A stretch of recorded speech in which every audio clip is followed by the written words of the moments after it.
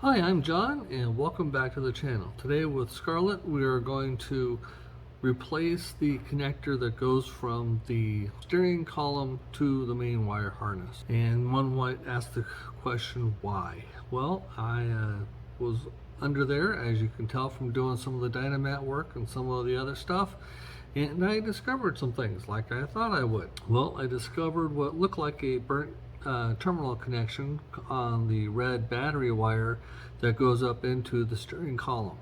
And so let me give you a look-see. I took a picture of it, so we're going to do a picture-in-picture, as in picture from my video here to a picture from my other phone, and so you can see what we're looking at. So hold on a second. So here you can see a picture that I took from underneath the steering wheel. I just figured it'd be a whole lot easier to take a picture and then talk about it. So you can see I've got this red wire here, which I believe comes from the battery, and you've got the scorch mark.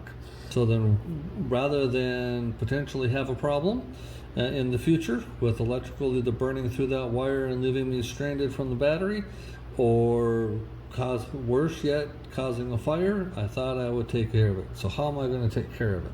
Okay, so after taking a picture of the under dash section, I went to my manual. It happens to be on PDF, so I printed it out, so it's right here on my work desk. Here I've got my yellow starter wire, my accessories, my ignition. The red goes to the battery. That's just like that picture showed.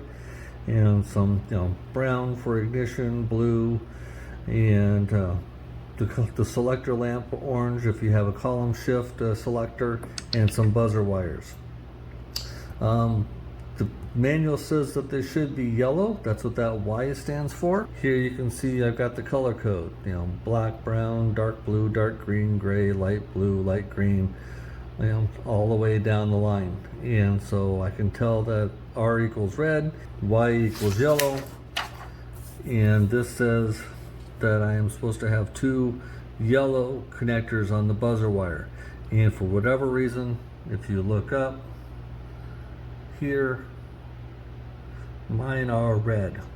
So obviously somebody's been in here and done some work, but I'm going to follow the manual, and then if I figure out where those other 2 red wires go, eventually I can swap them out with yellow wires if need be. But for now, I'm going to follow the manual so that I can at least know what I'm talking about.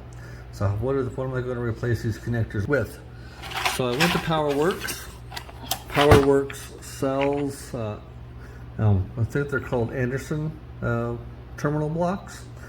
And so they're pretty nifty. You can get them in different colors. And so there's my yellow, black, blue, brown, red, orange, yellow, yellow, which matches my sheet here. Yellow, black, it's supposed to be dark blue, but they didn't have it, so I used the only color blue they had. Brown, red, orange, yellow, yellow. So that is ready to go. Just put the connectors in, or these are the sheaths, if you will, that the connectors go into. And then these sheaths are universal to a certain extent. These sheaths will, if you will work with these little connectors. And these connectors are good for either 15, 30, or 45 amps, depending upon how big you get. So here's my 15 amp. My 15 amp here. You can see the smaller connector. Then that's my 30 amp. And then this one's the 45 amp. And you can see that that one would wrap around a thicker cable so that you would have the positive connection that you need for them. And then these have these little clips, if you will, that when they go in, there's a positive lock inside the retainer, and then each retainer, they positively lock within themselves. And then you can either use little barrel connectors or these dual pin connectors that once put together, common holes, and that positively retains them so that they can't work themselves apart. So I figured I'd use 3 of these guys and start cutting and crimping. So that's what I'm planning on doing. I'm sorry this seems to be a little bit long of an explanation, but I wanted to cover the connectors. Oh, how do they crimp? They make a special crimping tool. Sorry, I'm too focused in here. Tube crushes around the cable and gives you a positive connection that way. We're going to give it a shot, and I'll be back with hopefully a completed project. And because once I start, there's no going back. I'll show you the end result. Okay, so there it is. After probably 3 hours on my belly, trying to do the best I could. She's all up, she's connected, she starts, so she's all but done. I just need to use some tape to put things back together so they're all up and tidy out from beneath the pedals, I should say.